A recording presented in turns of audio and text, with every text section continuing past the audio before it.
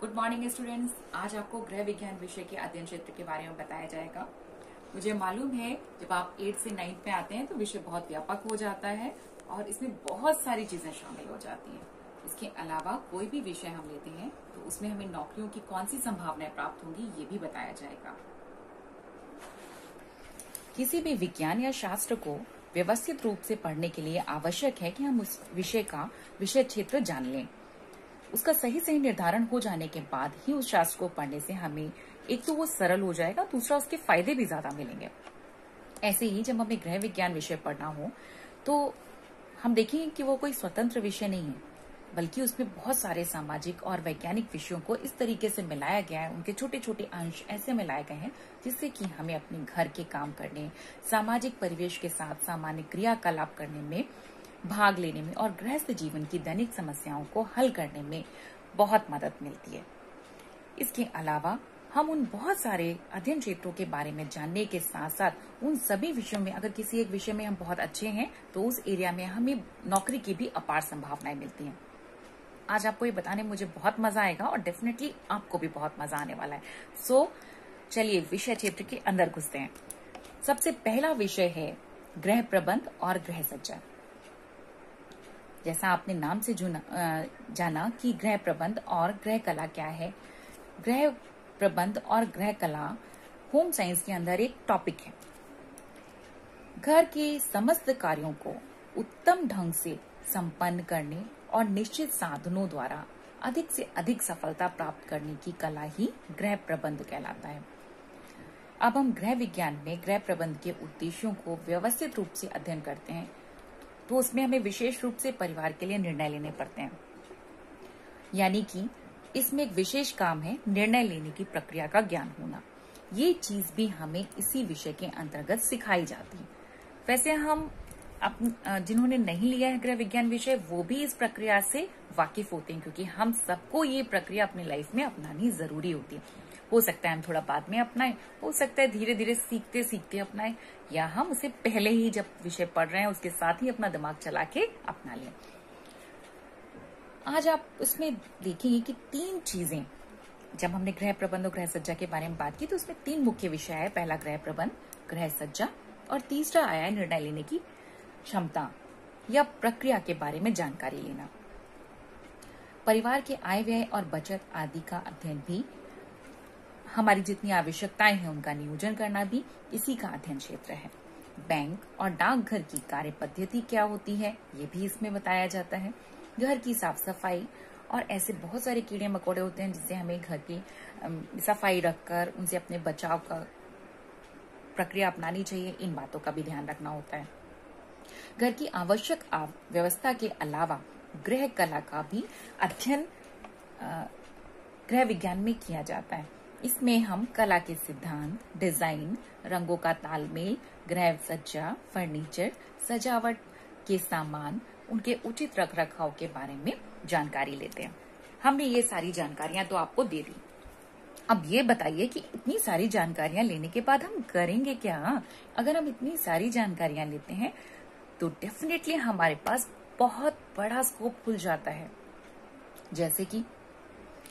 जैसे कि अगर हम अपने घर को बहुत अच्छे से संभाल सकते हैं, डेकोरेशन कर सकते हैं, तो ये डेकोरेशन हमारा कहाँ पे काम आएगा? क्या कोई सोच के बता सकता है? हाँ, ये डेकोरेशन हमारा इवेंट मैनेजर के तौर पे प्रयोग किया जाता है। यदि हम घर को सजा सकते हैं तो जगह को भी सजा सकते हैं, किसी भी थीम पर सजा सकते हैं। तो हम वहां पर मुख्य रूप से इवेंट मैनेजर के तौर पे काम कर सकते हैं, बुटीक्स का संचालन कर सकते हैं। ठीक है। इसके अलावा हम बहुत सारे फर्नीचर स्टूडियोज, जैसे जहां पर बहुत सुंदर फर्नीचर्स बनते हैं और उनको सेल आउट के लिए भेजा जाता है, यानी जहां पर भी सेल आउट की आवश्यकता है और हम अच्छे तरीके से उसका व्याख्यान कर सकते हैं, वहां हमें जॉब मिल सकती है। इसके अलावा हमें बहुत सारे बुके सेंटर्स, जहां पे हम फूलों को सजाते हैं, सुंदर सुंदर ढंग से बुके तैयार करते हैं, वहां जॉब कर सकते हैं। LIC एजेंट्स बन सकते हैं। बैंकों में कार्य पद्धति सिद्धांतों को समझाने वाले पर्सन बन सकते हैं। रिसोर्स पर्सन की तरह काम कर सकते हैं और घर को तो सजा ही सकते हैं। इसका दूसरा विषय है गृह गणित, जिसमें हम गणित की छोटी छोटी गणनाओं को घर के दैनिक जीवन में उपयोग कर सकते हैं और ये हमारे लिए बहुत सहयोगी होती है। अगर हमने कोई काम सीखा है, किया है या हम कोई छोटा मोटा काम कर रहे हैं तो उनके हिसाब किताब करने के लिए, बैंकों के लेन देन, ब्याज आदि की गणनाएं करने के लिए ये ज्ञान हमारे लिए फायदेमंद होता है। लेकिन हम यहाँ मैथ्स नहीं पढ़ रहे होते हैं, ये बात ध्यान रखिएगा, क्योंकि लड़कियों को मैथ्स से बहुत डर लगता है। ये बात ध्यान रखिए कि सिर्फ हमें मैथ्स की गणनाओं के लिए जानकारी है। गुणा भाग करना, प्लस माइनस करना, ये बातें हम सीखते हैं। अगला विषय है शरीर विज्ञान और स्वास्थ्य रक्षा। इसके अंतर्गत हम शरीर की रचना, अंगों की बनावट, विभिन्न संस्थानों की कार्यप्रणाली, उनके महत्व आदि का अध्ययन करते हैं। उदाहरण के लिए जैसे पाचन संस्थान, रक्त परिसंचरण संस्थान, श्वसन, उत्सर्जन आदि सभी की कार्यप्रणालियों का अध्ययन करते हैं। स्वास्थ्य की रक्षा के लिए आवश्यक नियमों का, साधारण रोगों के लक्षणों का, कारणों का, उनसे बचने के उपायों का, शरीर की सफाई कैसे करें, व्यायाम, विश्राम आदि के महत्व का, और इसके साथ ही व्यक्तिगत स्वास्थ्य के अलावा जन स्वास्थ्य के विषय में भी विस्तृत जानकारी दी जाती है। आज के समय में जब हम पूरे देश में क्या पूरे विश्व में कोरोना से प्रभावित हैं, ऐसा संक्रमण जिससे हर व्यक्ति हाथ ना धोने, साफ सफाई का उचित ध्यान रखने के कारण संक्रमित हो सकता है, उस जगह ये बहुत महत्वपूर्ण है कि हम रोगों के लक्षणों, कारणों और उनसे बचने के उपायों के बारे में जब पढ़ते हैं और घर के लोगों को सावधान करते हैं तो हमारे घर में बीमारियां आने की संभावनाएं कम हो जाती हैं।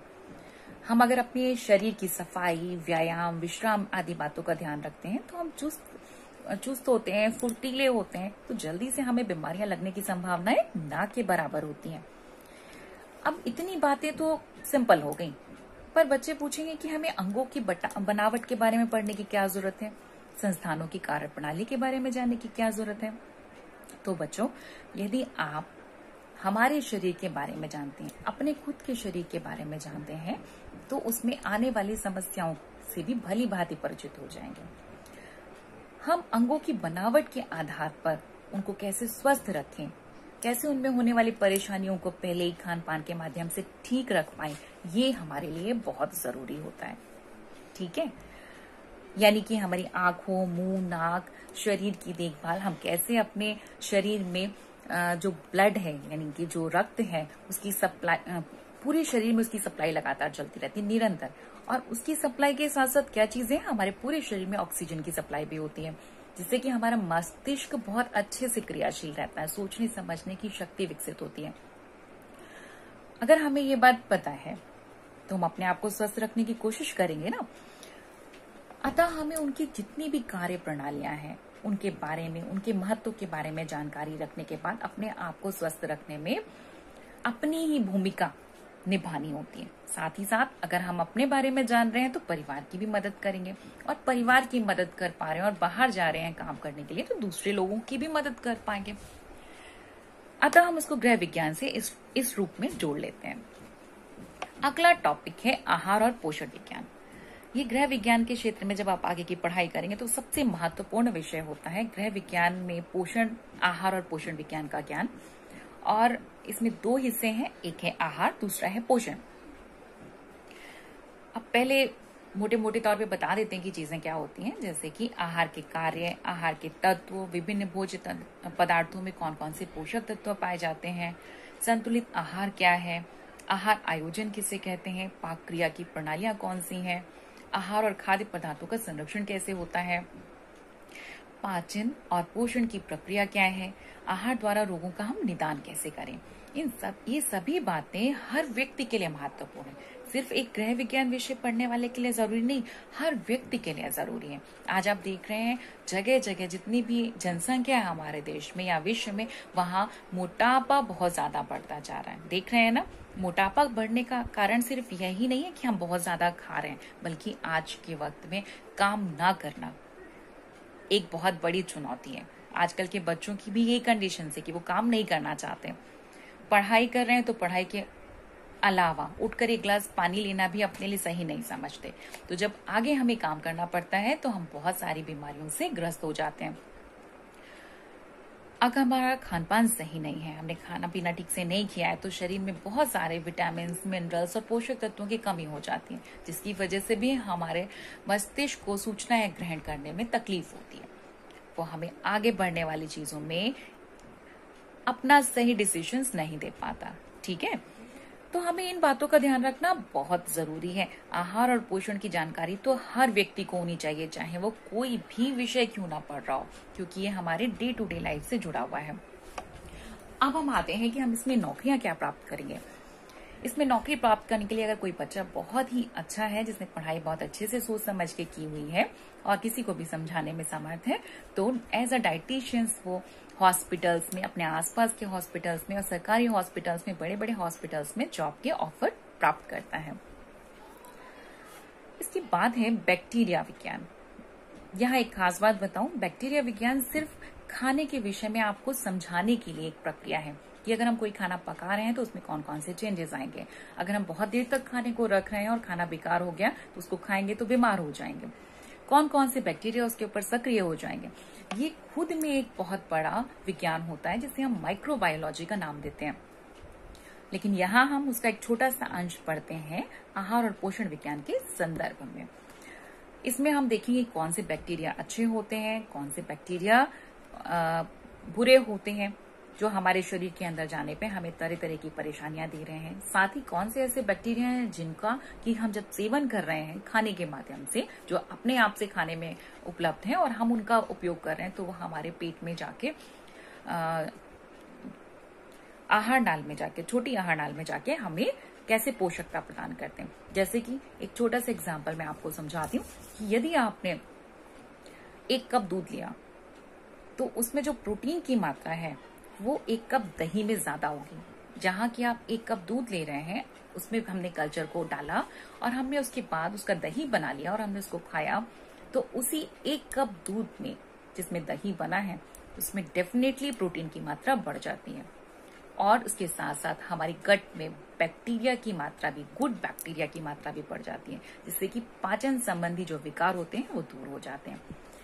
यानी कि हमें महंगी महंगी दवाइयां खाने की बजाय सिर्फ हम दूध को दही में कन्वर्ट करके बहुत सारी डिशेस बना सकते हैं। जैसे कि एक दिन के खाने में अगर हमने आहार आयोजन में दही से जुड़ी हुई लस्सी, दही से जुड़े हुए रायते और दूसरे भोज्य पदार्थ ऐड कर लिए, तो हमारे पेट की समस्याओं को वहां पर काफी हद तक संभाला जा सकता है। बच्चों, आज की इस वीडियो में इतना ही, क्योंकि बहुत बड़ा विषय है, अध्ययन क्षेत्र है इसका। अतः अगले वीडियो में मैं इसके विषय क्षेत्र के बारे में, अध्ययन क्षेत्र के बारे में आपको बताऊंगी। ध्यान से जरूर देखिएगा उस वीडियो को। मेरा वीडियो अच्छा लगा हो तो लाइक, शेयर और कमेंट कीजिए, और मेरे आने वाले नए वीडियोस को देखने के लिए सब्सक्राइब कीजिए और बेल आइकॉन दबा दीजिए।